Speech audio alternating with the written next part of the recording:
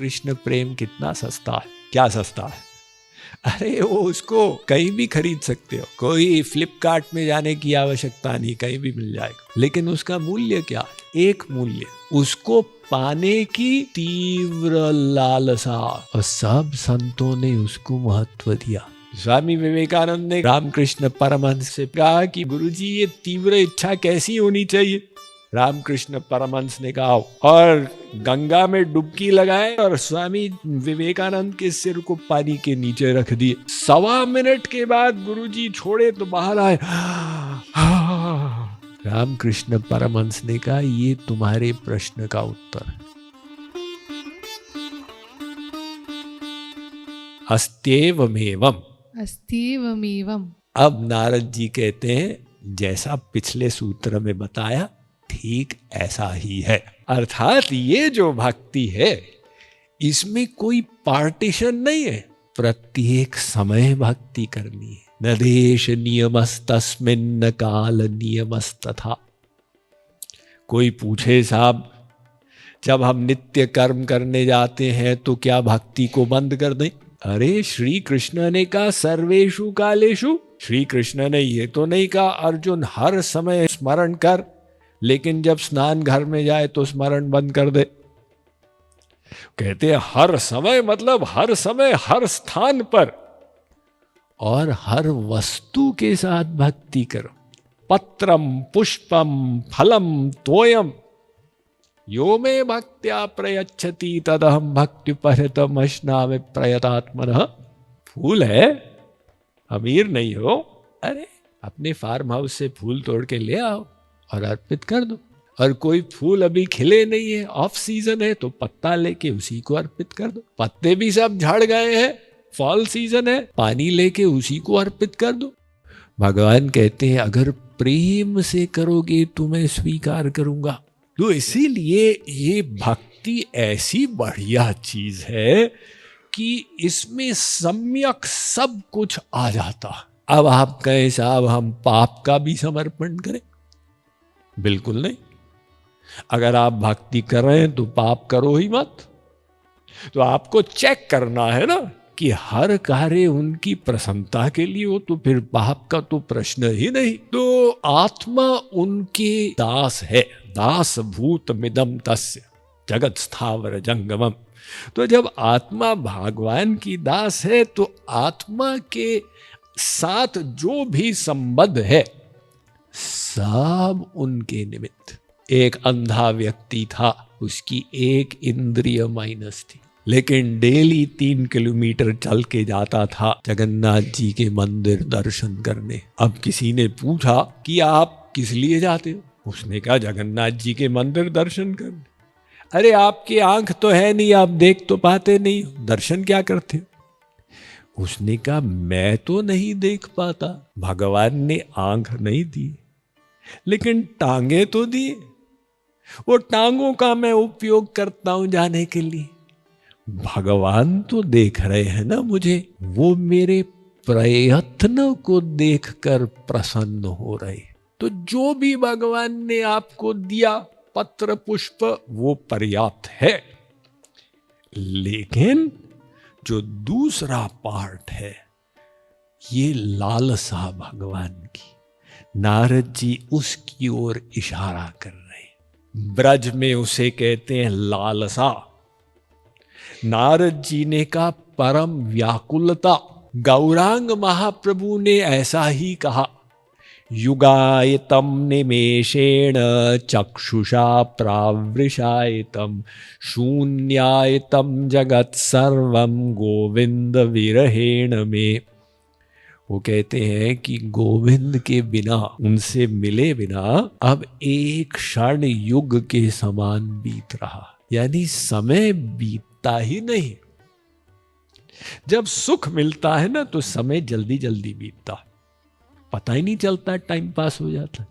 और जब दुख मिलता है तो समय धीरे धीरे बीतता है, एक एक दिन इतना लंबा हो गया। गौरांग महाप्रभु कहते हैं कि एक क्षण अब एक युग के समान लग रहा और सारा संसार शून्य प्रतीत हो रहा। तो ये तीव्र इच्छा, इसी को निम्बारकाचार्य ने कहा निश्रेयस, अर्थात परम मंगलमय। वो तीव्र इच्छा किसी के अंदर है, कहता अरे स्वामी जी बड़ा कष्ट होता है। लो, आप विरह से परेशान हो रहे हो, बड़े बड़े योगी मुनि उसको खोजते। निम्बारकाचार्य द्वैत अद्वैतवाद के संस्थापक कहते हैं परम मंगलमय, सबसे मंगलमय है वो विरह भाव।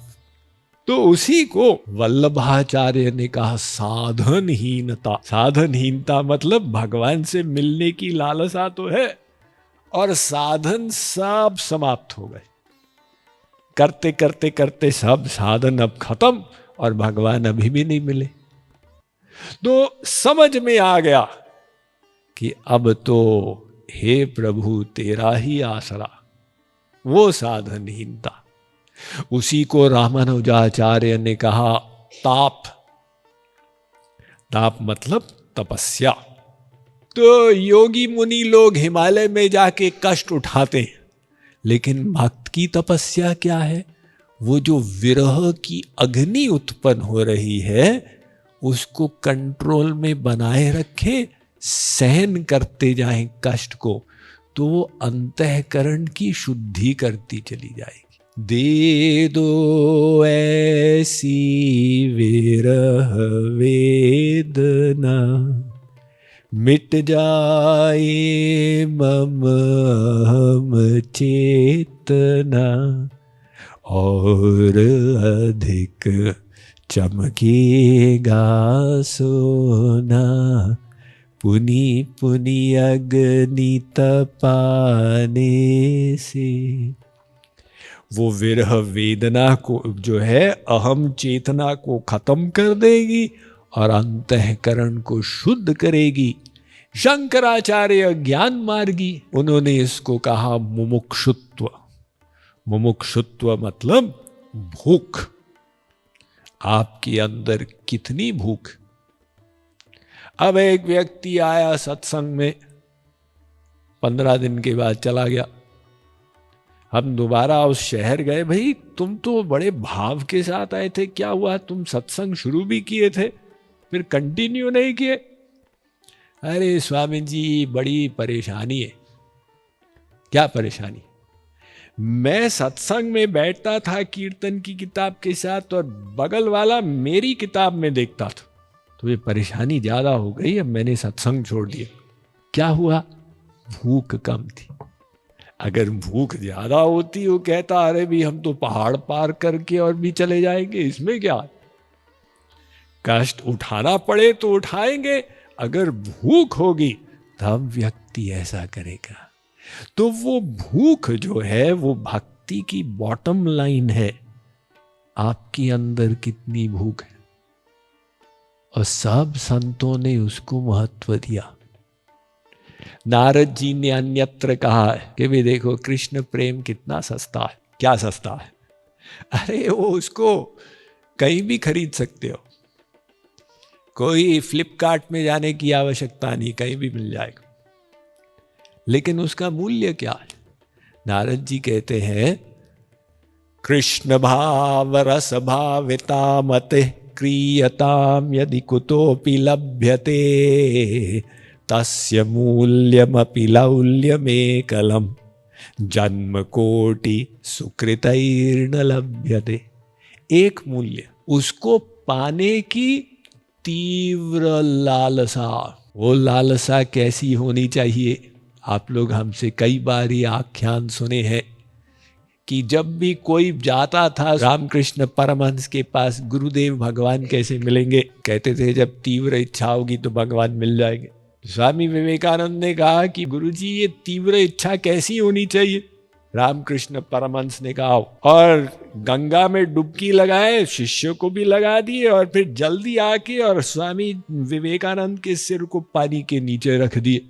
अब वो 1 मिनट के बाद तो छटपटा गए कि गुरुजी को हो क्या गया। 1.25 मिनट के बाद गुरुजी छोड़े तो बाहर आए। रामकृष्ण परमहंस ने कहा क्या हुआ बेटा? गुरुजी एक सेकंड और अंदर आप रख देते तो मेरे प्राण निकल जाते। रामकृष्ण परमहंस ने कहा, ये तुम्हारे प्रश्न का उत्तर है। तुमने कहा कि कैसी लालसा हो तो भगवान मिलेंगे। उत्तर यह है, जब लगे हे जीवन धन, अब तो तुम्हारे प्रेम के बिना यह जीवन मृत्यु से भी अधिक भयानक है। अब हम लोग तो गले से बोल देते, अंदर से नहीं। जिस दिन अंदर से बोलेंगे तो फिर क्या बात। तो नारद जी ने कहा, यही तो भक्ति है, अस्ति एवं एवं, बिल्कुल जैसे कहा वैसा ही है। अब ये तो उन्होंने बता दिया। अब नेक्स्ट सूत्र में वो बताएंगे कि भक्ति के रोल मॉडल कौन है।